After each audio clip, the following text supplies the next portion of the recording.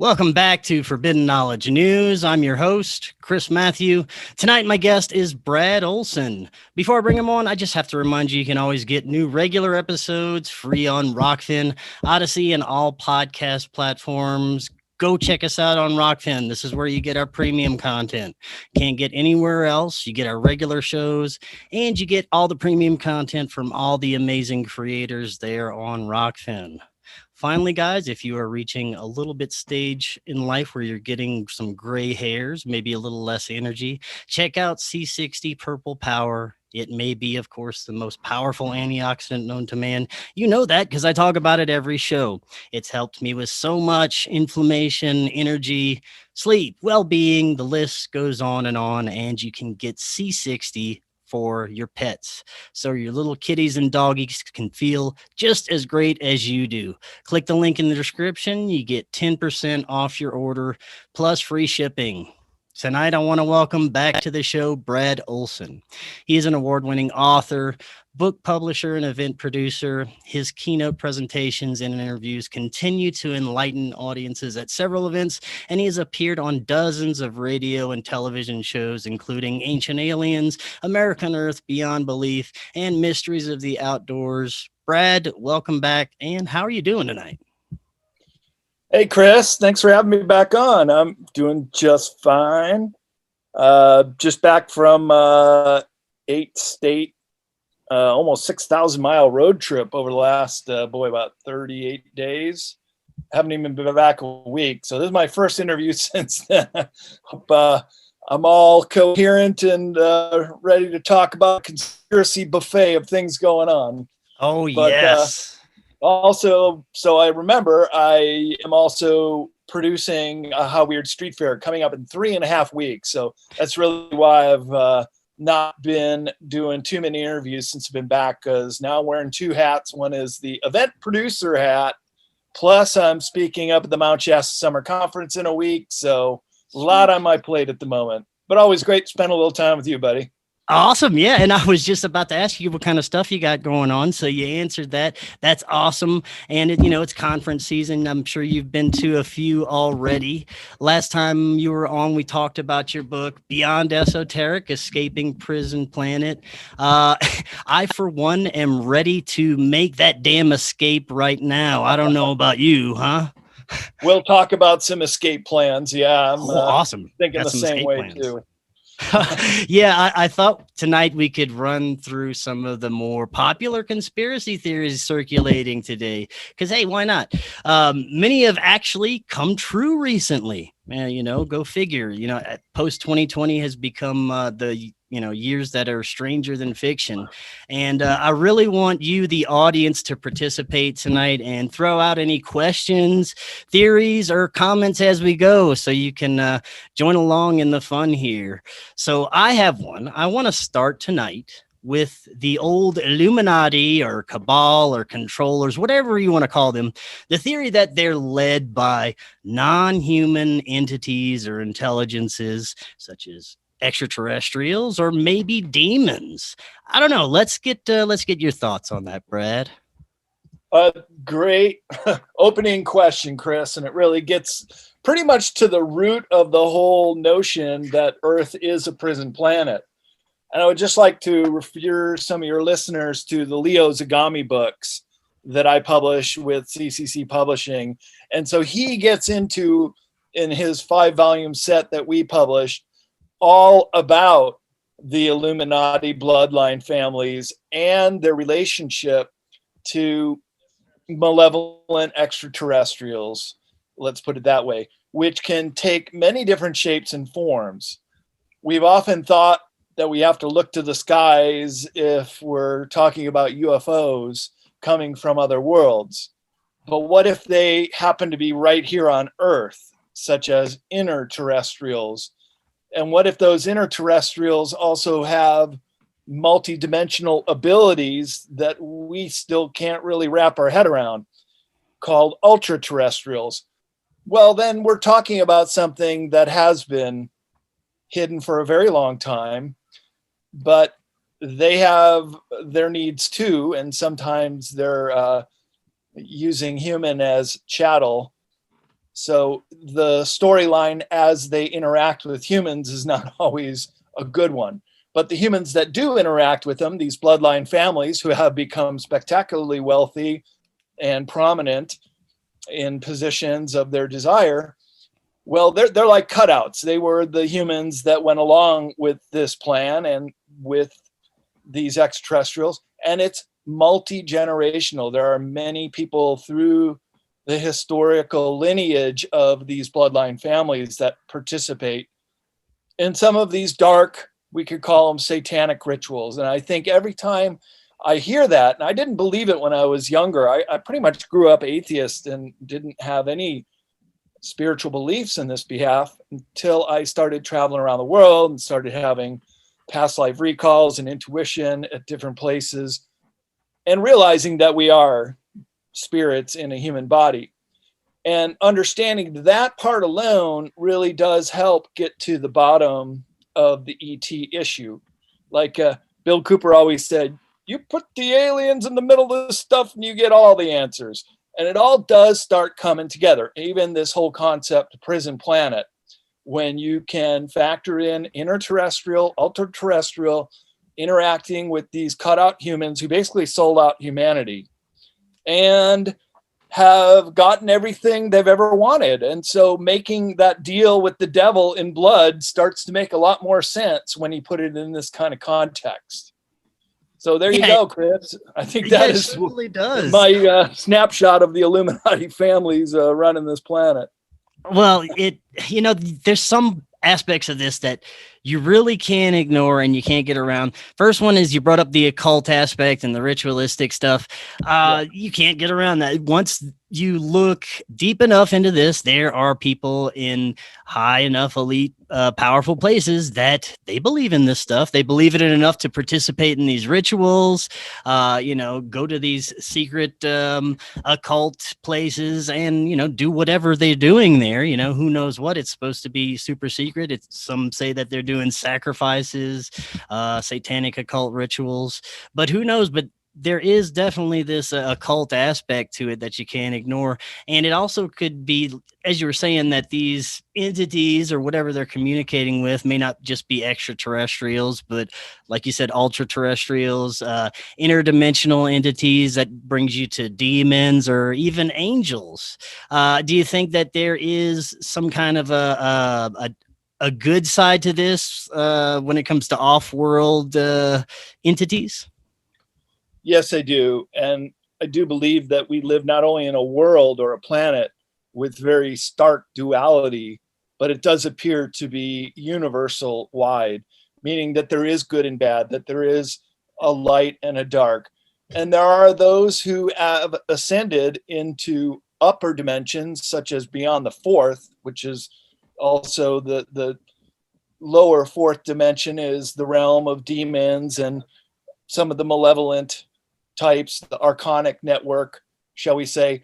Fifth dimension and above, you have to be embracing love and unity and compassion and all the good emotions, which it's my understanding the archonic entities and even the reptilians do not wish to ascend that way. They would prefer to be this warrior class and basically be rulers and have these cutouts in the Illuminati family be their servants and do their bidding here on Earth and procure humans when they need them for their purposes.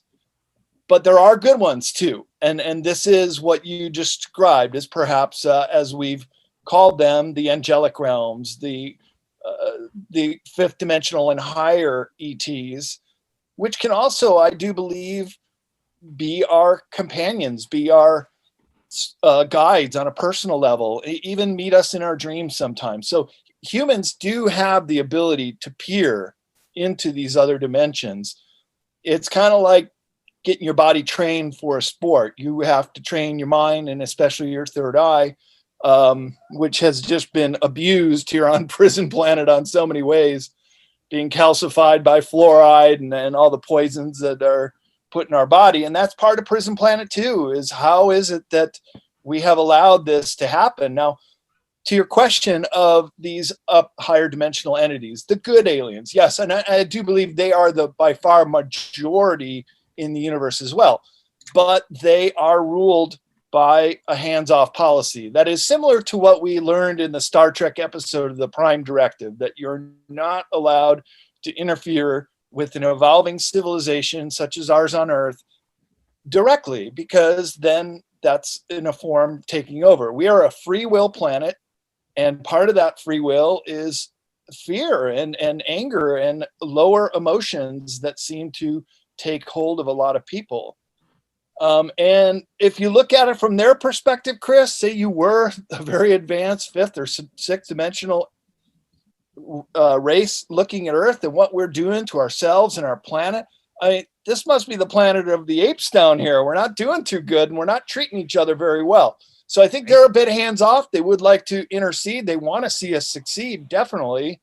We are aspects of them, but it's really up to us to wake up. It is. We're the surface dwellers and the masters of this planet, and we need to preserve it and treat all life with respect, and importantly, treat each other with respect. And that's really something that doesn't seem to be happening enough. No, you're right. And if I was if I was on a ship and I was an alien passing by planet Earth and I looked over, I'd be like, oh, I don't want to stop there. Goodness. And I'd just take off. So you're absolutely right about that. I want to remind the audience, if you want to join in the conversation, have any questions or comments for Brad or me, or just want to add to the conspiracy list that we'll be talking about tonight, go ahead and chime in there. Musichead 504 would like to know if you have any suggestions on good places to start with research on this type of stuff. Man, that's a big question. Well, this is what I do. I write these books in the esoteric series. This is the latest one that's just come out. The other two, which I've been doing over the course of the last decade, is modern esoteric and future esoteric. You can go to cccpublishing.com. That goes through my office. I can send you a signed copy that way, or ask your local bookstore. I've got a great distributor that can get all this information out. So those are my books. And I'm a big picture guy. I take a lot of different data points and condense them into these books. I don't repeat myself. So all three are unique books.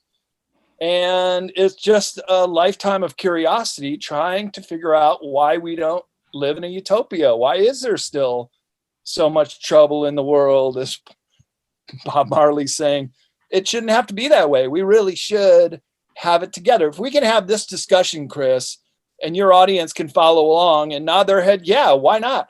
We're smart enough. Humans can do this. But you see, there are these roadblocks and constrictions that have prevented humans from ascending. And I hope this is the first time in a very long time that humans can have this light bulb moment, this great awakening, and we can finally come together and get rid of the blocks that have been holding us down. And it's partly in this archonic realm too. We really have to know what we're up against before we can attempt to defeat it and move past it. I sometimes think that a lot of what is happening right now, a lot of the challenges, is to kind of evolve humanity in that direction, to kick us in the ass a little bit and get us moving in the right direction. Because right now we're just headed straight down the tubes collectively. But, you know, some of the things that happen on a grander scale, I believe, are meant to upgrade our consciousness, I believe. Yeah, well, that's right. Just as you could say that when the time we're born and we're little children and quite innocent and vulnerable, we can't defend ourselves, we can't do anything. We're completely dependent on our parents. But as we grow up, isn't it interesting that we then become our parents' guardians? So we do go through this metamorphosis our entire lifetimes. And I think the important thing is to draw from the memories that you've created in life and what you're able to do and accomplish, and live a good life and be in charity and service to all. And that's really what the best we can do. We just have to be the best people we can be and get on without hurting anyone and trying to help. I mean, that's what I do. I've gave to a couple homeless people today. I see they ask, I give. Just a little thing, but I'll tell you, it makes a difference in some people's lives. Even to know that there's someone out there who actually cares about them. Oh yeah, I've seen definitely the power of positive energy, positive thinking, uh, being kind to others. I mean, it all comes back full circle to you, and it's a form of a manifestation. It can manifest great things in your life. Before we move too far from the controllers and the Illuminati aspect of this, let's talk about the royal family and the theories that they could be reptiles or reptilians. What do you think about this? Well, they're certainly cutouts in so much that they are portraying themselves as humans and at very high levels of wealth and control and prestige. David Icke was really the first researcher I'm aware of that started to call them out as not specifically reptilians, although he did allude to that, but more in the terms of shapeshifters. And it's also known within conspiracy research circles that Princess Diana, who was very much human, had one oldest son through Charles. The other was her horse trainer, I believe. Looks just like the second son, Harry, there. And she was then pregnant at the time she died with a man who was Egyptian origin. This did not bode well with the royal family, and they did have to silence her. But the biggest secret of all, Chris, was that she had started to talk about seeing the queen and others within the family shapeshift. And so she was starting to call them out. And as someone who would actually know and bump into the queen in her pajamas in the royal palace from time to time, would probably know a lot more about their private lives than anybody else. And so that was made her a double threat. Now, there are some reports that Princess Diana knew this and did have to fake her own death. And we may actually see one or two historical figures that we thought had deceased actually reemerge. That's why this is a very interesting time to be alive, to see all these changes and things that people could have never believed it would happen even just a few years ago, starting to transpire right before our eyes. Yeah, we live in very fascinating times. I think it's really one of the most important times in our modern history. If you step back and look at everything that's happening, I mean, it's like straight out of the book of Revelations, or, like I was saying in an earlier podcast, one of the strangest science fiction movies I've ever seen. It's kind of like a really bad version of Star Wars, like the Empire's trying to take over the galaxy and we're the Resistance or the Republic trying to fight back, And other parts of our human family, like Australia and New Zealand, or just went into the most draconian lockdowns you could ever imagine. Part of our alliance is now disabled. So you're right. It is kind of like a Star Wars movie, and we got to help our fellows on the other side of the planet. Yeah, it's becoming pretty crazy, everything that's going on. Now, I'll kind of along the same lines of elites in power. They have the conspiracy theory. Some believe it's conspiracy theory reality that celebrities and TV stars and even, all high level politicians are all in this satanic club, and they all worship some of these entities and are part of this Illuminati family, and they're all part of a massive campaign to create culture and brainwash everybody so that they can become part of the new world order, basically. What are your thoughts on this? Well, not all of them, because Mel Gibson stepped out and he is willing to expose them. It said that Stanley Kubrick was not part of the club, and he died during the production of Eyes Wide Shut, which was one of the biggest tell-alls of some of these satanic sex magic type ritual events that they do. But by far the majority are. And again, it gives new meaning to making that deal with the devil and signing your name in blood, because it really is. You're selling yourself out and you're selling the human race out. But what do you get? Fame, fortune, notoriety, wealth, love, praise from your fans. And as people are starting to see that Hollywood is pretty darn corrupt and is into some pretty dark and disturbing affairs, rituals, whatever they get into, these parties, I guess, can get pretty raunchous sometimes. But again, check out Eyes Wide Shut if you want to get a inner glimpse of how they run things. And people do go missing after those events too, especially pretty ladies. I just did a talk with someone who would work in some of these security capacities, and he would say a lot of times these, perhaps they were escorts and this is their profession, but they would go to these events and then they'd never see them again. So this is all catching up to Hollywood. You could say, well, this is why we see the same actors over and over and over again. It's not that they're so talented that this is all we want to see, but they have also decided to play the game, got in it for selfish reasons. Isn't it always about the ego, wanting to self-gratify and be famous and be rich and be powerful? But there's a price to pay. And anybody who has looked into Eastern philosophy, and I lived in Asia for on and off about 3 years, Japan as an English teacher, and then traveled over there and backpacked around the world, to understand the laws of karma, which again are universal laws, like the prime directive. Call it by any other name, but it is what it is. And you do reap what you sow everywhere you go. And so when you harm other people, in a way, you're harming yourself, because you will have to come to terms with that someday.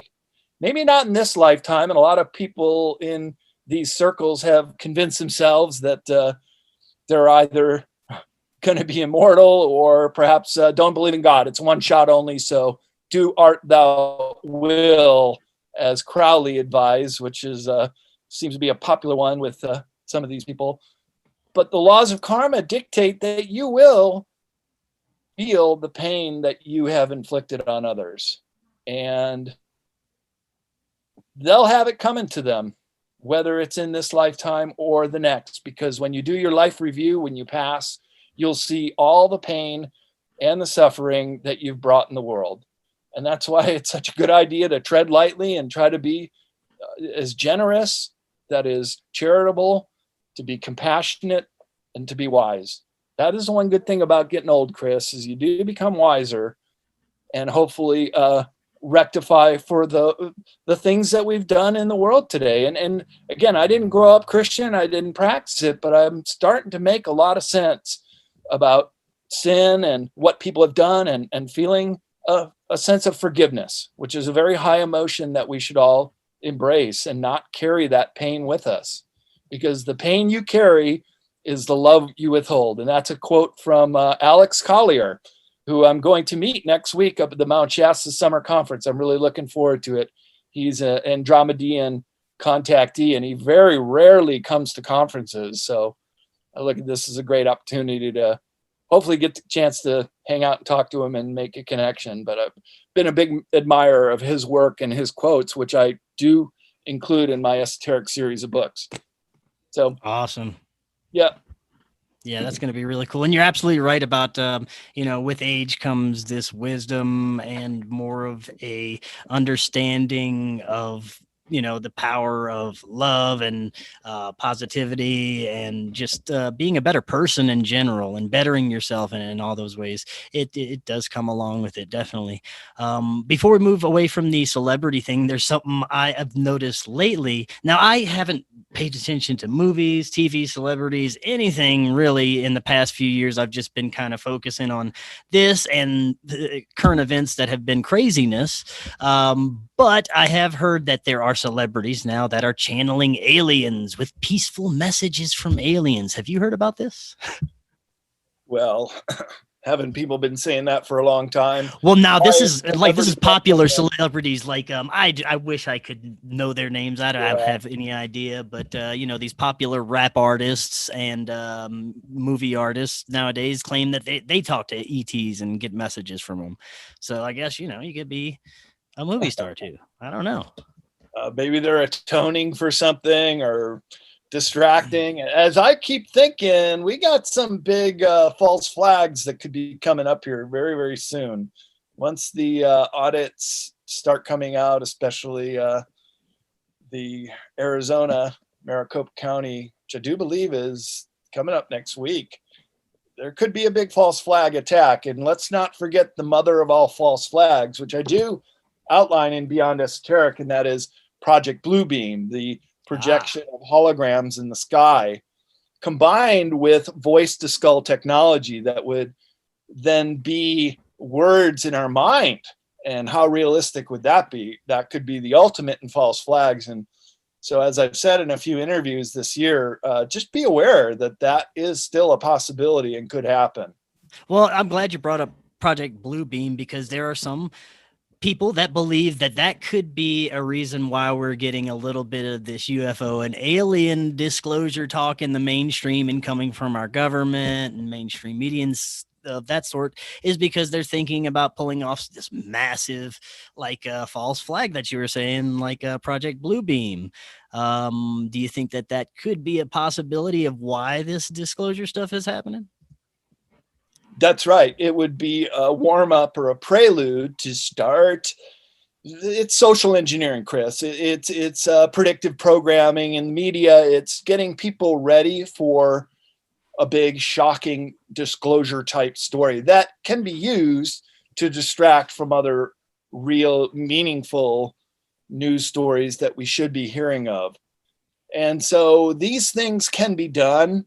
If anybody is unfamiliar with the whole idea of false flags, or don't think that Western governments could attack their own people, I would refer you to Operation Gladio in Europe in the 1970s and 80s, where they're blowing up train stations in Italy and Belgium, dozens of people dying in each incident. In one of the rare instances where some mid-level people that were captured and put on trial, actually. And I'll never forget what he said. And there's a BBC show about Gladio that you can still watch. And the one guy was being interviewed in prison. They asked him, well, why did you do these false flags? And he said it was a strategy of tension. And when you look at everything that's going on with the weather in the world today, and knowing what we know, I do a whole chapter in Beyond Esoteric on geoengineering, and the Air Force coming out with a document in the early 1990s that said controlling the weather by 2025. That's only a few years away. And the title of the report is Weather as a Force Multiplier, meaning they can use it on many different fronts in many different ways. There was an old 1950s PSA that was done by Disney that was talking about how we'd be able to stir hurricanes away from the coast. And I know you came from Louisiana, which get hits all the time. And remember last season, record amount of hurricanes. Okay, I'm out here in California. You're on the Front Range, but you're getting the rain. But everything on the other side of the Front Range in Colorado is the worst drought in history. And now they're saying Lake Mead's going to dry up and Vegas is going to have to restrict their water. And so is Arizona. This is all engineered. This doesn't have to happen. So this is a strategy of tension. And now we're getting walloped by the wildfires out here in California too. Doesn't have to be that way. They've known cloud seeding technology for decades. They want it to rain. It's easy. They can make it rain. They don't want to. We're being pushed to the brink. And there's so many things that are coming to a head right now. For example, everybody's unemployment's running out, the forbearance on rent and mortgages. You can see a lot more homeless. What's the tune of 11 million by the end of this month? More people out on the street. And there's a huge homeless camp right across from where I'm at now. See them all the time. And this is only going to get worse as a strategy of tension. Well, you're absolutely. Go ahead and finish. Well, I was just going to also inform your listeners about Operation Northwoods, which I do cover also in Beyond Esoteric, as a false flag that was going to hijack planes and crash them and kill civilians as a pretext to invade Cuba. in the early 1960s, and President Kennedy put the kibosh on that. But Operation Northwoods has been declassified. And isn't it interesting how parallel that attack sounded to what happened just about 20 years ago on 9/11? So be ready for it. We're probably going to get another big falsie, as I call them. If it's big and you can't really understand what's going on with it, it's them. It's definitely them. Yeah, and you were mentioning the heightening tensions amongst people and how it's kind of by design.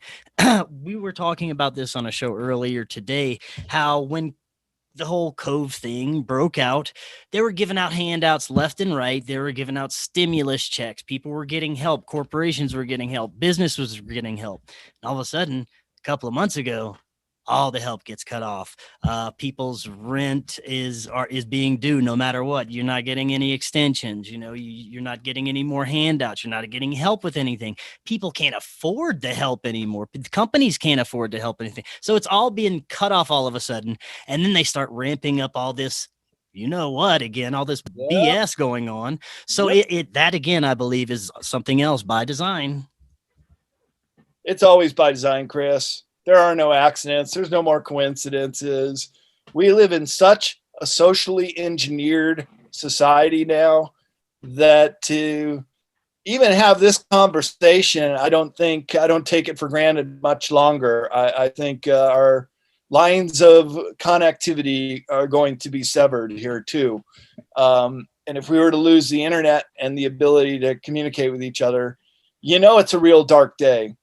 But as my friend James Gilland up the East City Ranch has always maintained, as long as you still see them spraying the sky, the dark force is still in charge. And they have the geoengineering and weather warfare weapons at their disposal, and they're still a very dangerous foe and not to be taken lightly by any measure. I mean, of course, we'd like to see the white hats prevail and have a very positive ending, but I've just been getting this feeling that it's going to get worse before it can get better. And these plans that have been in motion, this whole Rockefeller lockstep plan of a decade ago, of getting all the nations involved, of getting the jabberdew into people and whatever that's going to do in the coming years or months, is at the same time, as you said, this perfect storm of everything else coming down on the American people all at once. And we could have dark days ahead. I certainly hope not. And I do wish for our plight to be resolved somehow. These white hats, or the 150,000 plus sealed indictments, finally get executed, and there's some semblance of justice in this world. But they're a very powerful enemy. And, I know they don't want us to have this conversation, to have people out there in your audience understanding that we are up against a very dark force here. And that is the plight of Prison Planet. That's basically what the fight's all about, man. And we just got to do the best we can do until we can't do it anymore. And unfortunately, if you have this conversation, if you outwardly tell other people how you feel, you then become the enemy. You become a domestic terrorist, even, because just for speaking your thoughts, speaking the truth, mainly, the truth has become censored. It has become taboo, and it is, become even illegal in some places.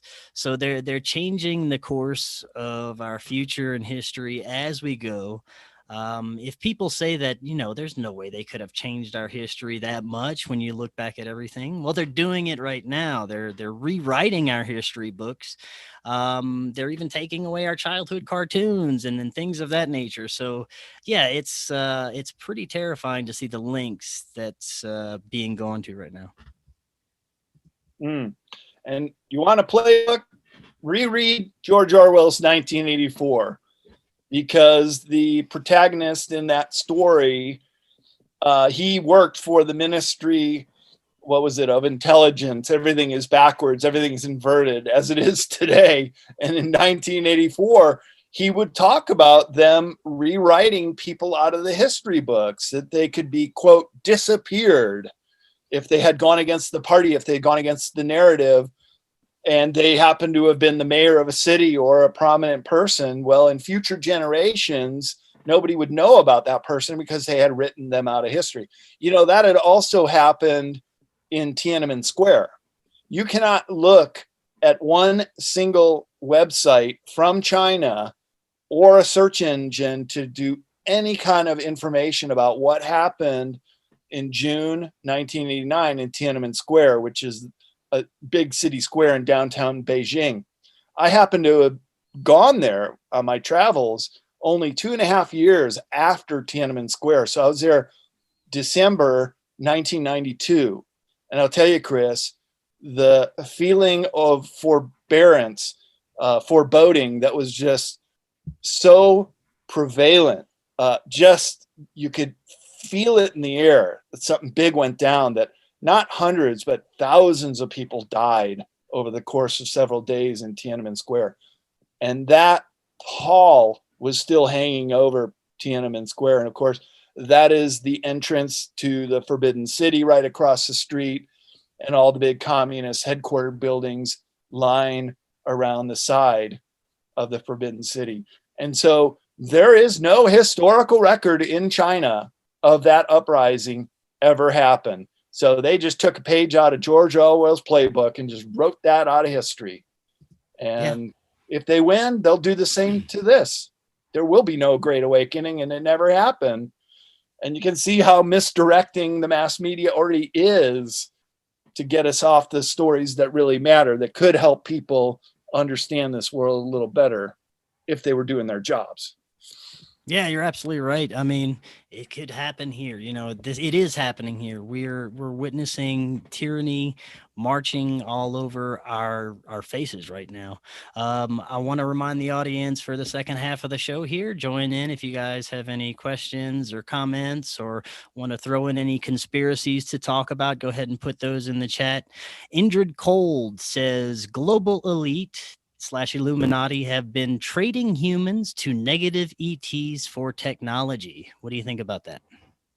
Agree 100%. A lot of whistleblowers who come out of the secret space program. And, you know, occasionally at conferences, I'll be a moderator with a panel of super soldiers and people who have lived and worked off planet, publishing some books by, I don't want to make the announcement yet until I get the contract back, but I work intimately in the publishing field with some people who have been off planet. And one of the most common themes, one of the most upsetting things that they've all witnessed is humans being traded off planet. They're gone. And the FBI records themselves will say that 40,000 Americans just in this country go missing every single year. Now, sure, a handful, I'm sure, are runaways and others get in trouble and never seen from again in terrestrial ways. But I'd say the majority do get smuggled into the human trafficking networks. Some of those go into the deep underground military base network, and others go off planet. And when you're off planet, and probably when you're in the dumbs, you're never going to be on the surface again. That's just the end of it. A very interesting subject that's been coming up lately, it's becoming even more mainstream, is all the people that go missing at national parks. Have you heard about that, Chris?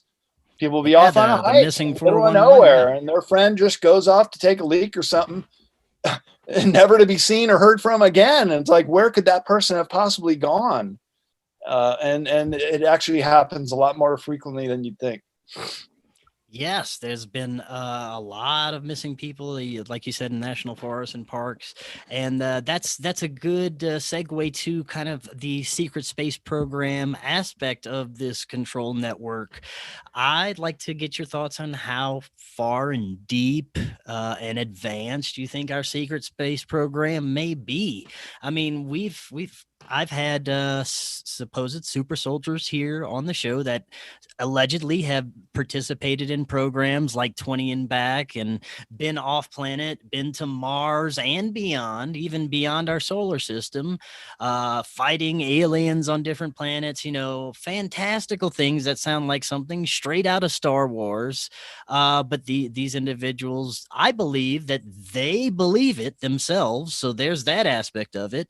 And it's very compelling. There's a lot of correlations between some of these super soldier stories and a lot of compelling information that comes out of it that sometimes comes true and ends up happening. So you have to take a look at it. What do you think about all that?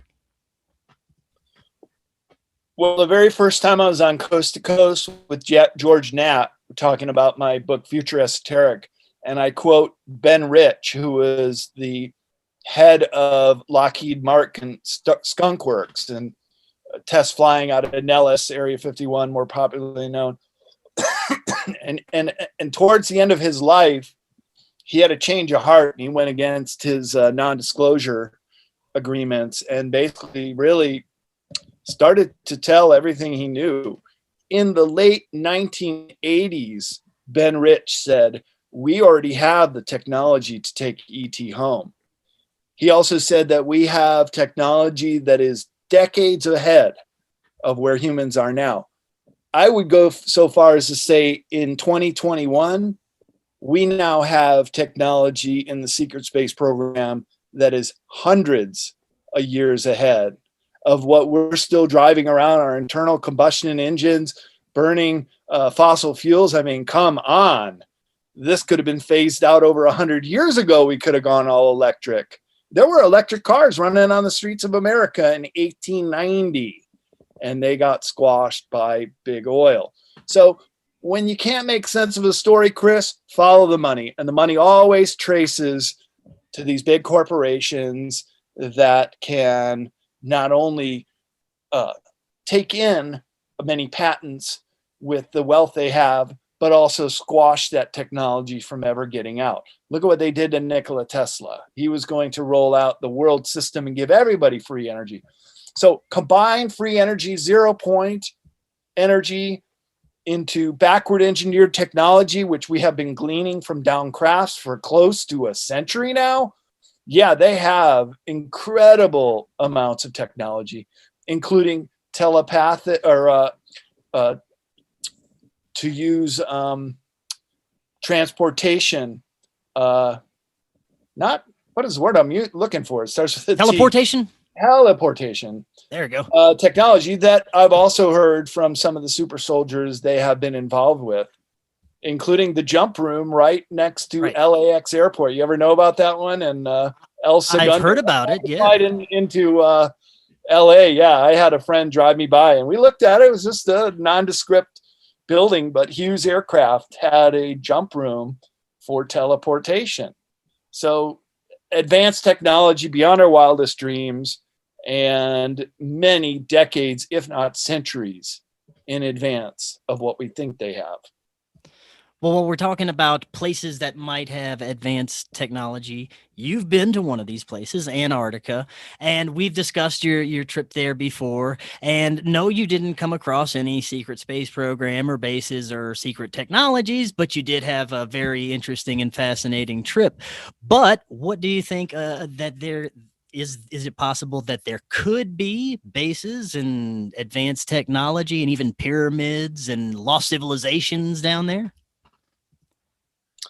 Yeah, well, all the above, Chris. And I do my Secret Anomalies of Antarctica talk, which I'll be giving up in Mount Shasta weekend after next. Also just been invited to speak at the New Living Expo, UFO MegaCon next February. See you there. I'm rolling out my new talk exclusive at UFO MegaCon called The Hidden Esoteric in Plain Sight. That talk in February, and another few other conferences before then. So yeah, I do speak about Antarctica. I've been there. I went looking for this stuff. It's not like you're just going to stumble upon a secret base kind of thing. It's quite a huge continent. It's 5th largest in the world. But I have a pretty good idea where some interesting things are, which I'll show in my presentation, including some very compelling images from a German base inland in the New Schwabenland claim, which, by the way, the Germans never left after World War II. They just became West Germany, and they kept their bases in the same location. And there is one location at the Conan base that in 2013 they were doing some excavating, and it is a massive machine-like structure under the ice, which can clearly be seen. Now, if you go to those GPS coordinates, you'll just see snow blown over what looked like the top of circus tents. So it seems to me that they put a giant tarp or a covering over this to preserve it and just let it freeze over again.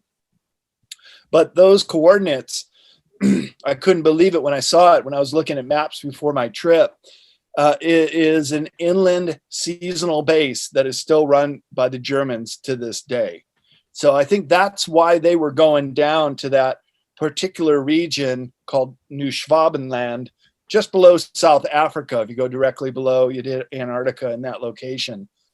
And there was also geothermal features there, warm springs called the Schumacher Ponds, and they were using that energy for their own underground bases.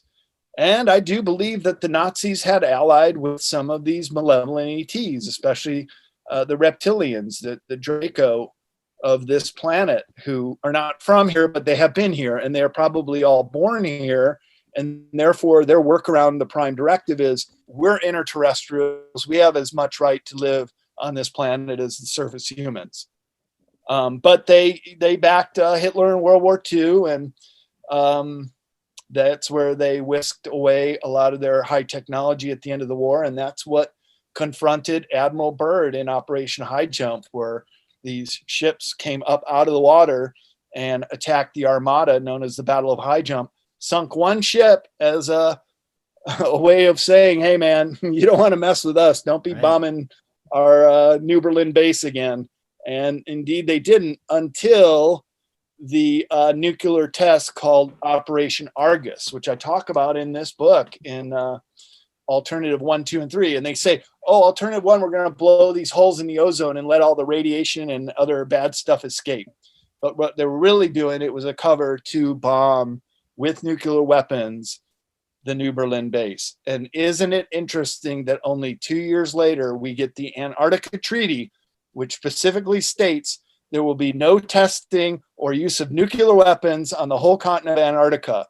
And it seems, why would you make such a big point of this unless you've already done it?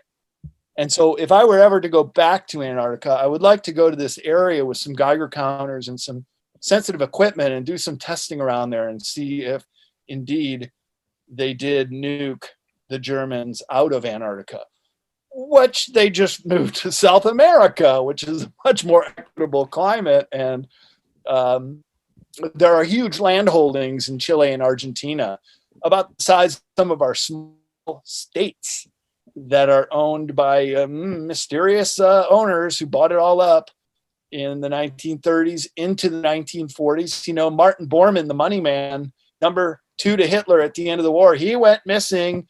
He was even tried at Nuremberg and found guilty in absenteeism and sentenced to death. But they never caught him. He kept popping up all over South America. He was the money man. He was the one that got the bullion, gold out of their priceless artifacts and stocks and bonds into companies. That's the Fourth Reich in the Americas, not just here in USA with Project Paperclip, but the Americas, this Nazi infestation that's up and down North and South America and Antarctica. And I think they're still there. They didn't quite get totally bombed out of there. And that could be who Kerry was going to visit in 2016 during the election.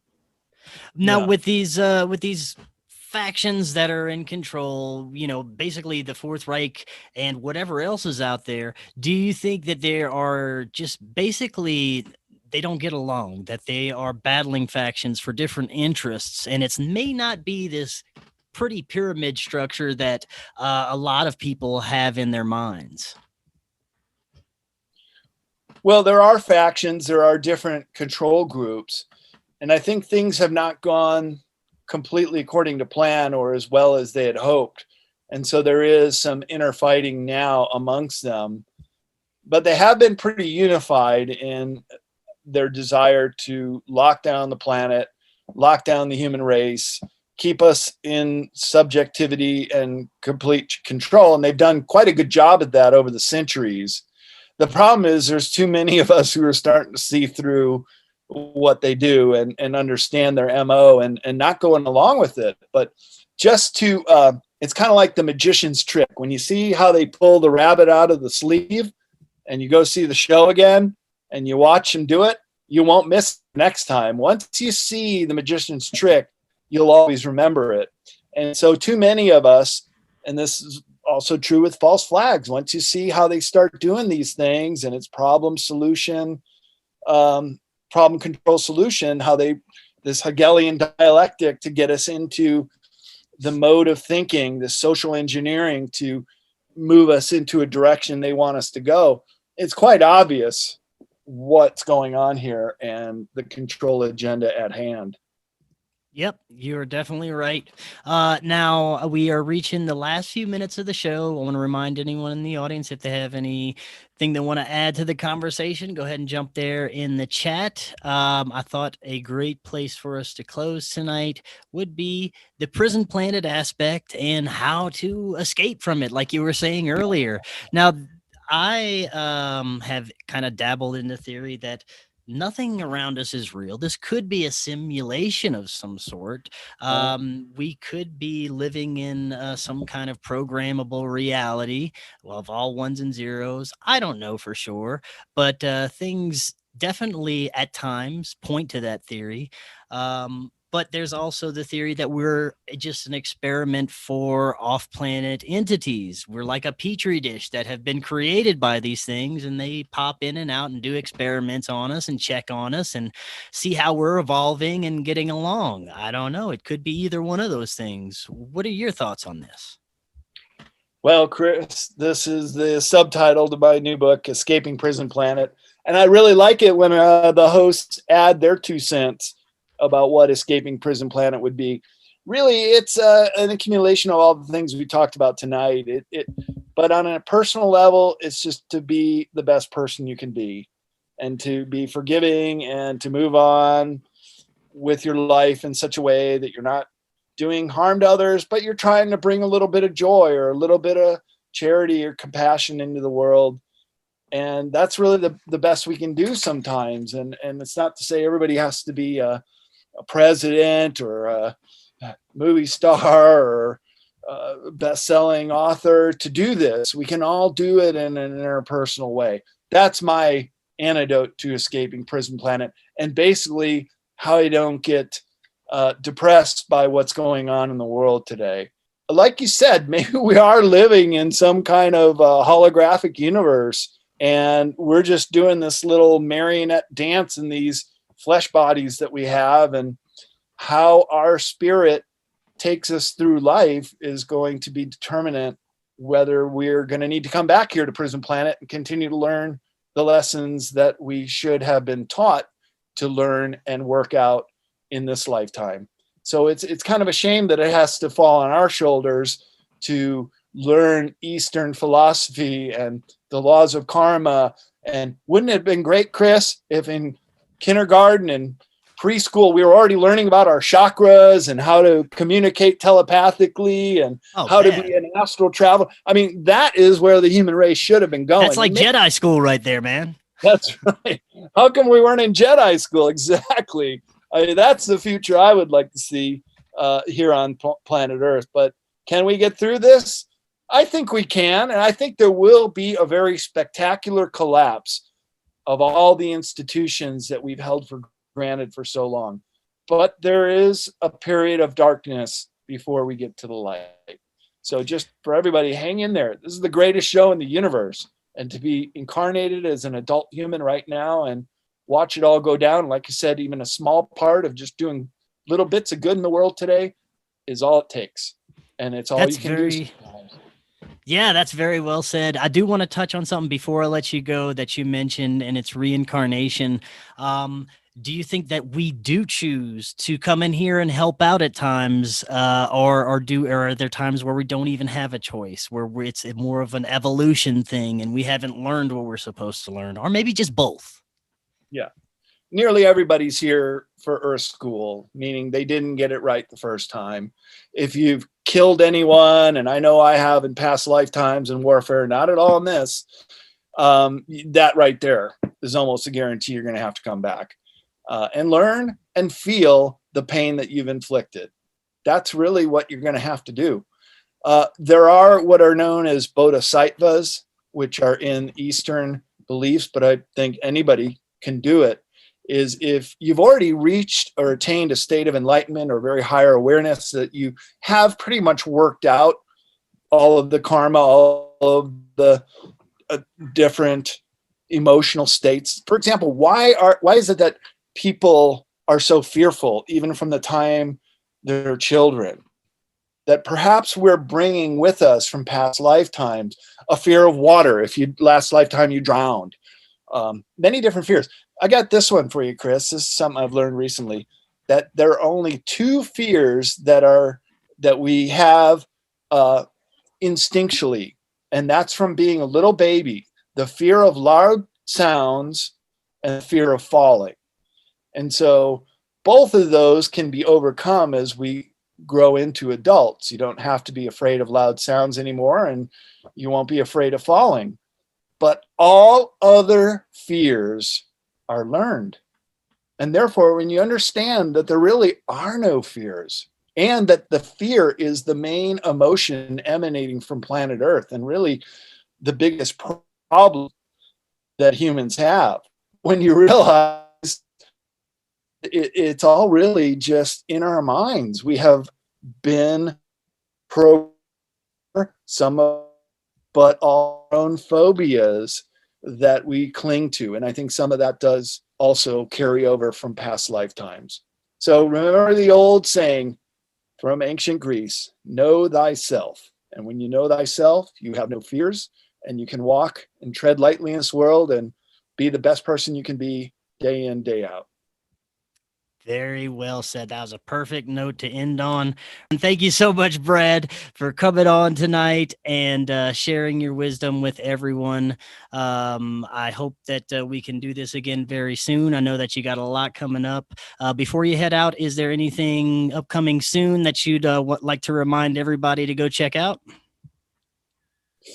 Sure. Yeah. If you want to check out my new book, you can look at it for free with the Google Books app on cccpublishing.com. All of my books are accessible that way. Some of the other authors I published. My upcoming conferences, I've got about a half a dozen now. Go to bradolsen.com and look at my upcoming conferences. I'm the kind of guy who sits at my book table, and I like to meet people and shake hands. I'm very much a people person. So if you want to come to one of these conferences, I really would like to meet you. And let's take this discussion to the next level. And I think we sure will be doing that weekend after next up at the Mount Shasta Summer Conference, which I think is sold out. But there may still be some tickets online or late. Yeah, I had releases. Rob on last week. I think he said it was sold out. Oh yeah, great. Yeah. Rob's awesome. And I will be seeing you at the UFO MegaCon. Hopefully so. In February. Yeah, next year. Yeah. Awesome. All right, Brad, man. Well, thanks for coming on again. And we'll have you back on in the future sometime. Oh, you bet, Chris. Thanks for having me on. Always a real pleasure to speak with you. Awesome. Well, until next time, everyone, have an excellent evening, and we will, of course, see you again tomorrow night.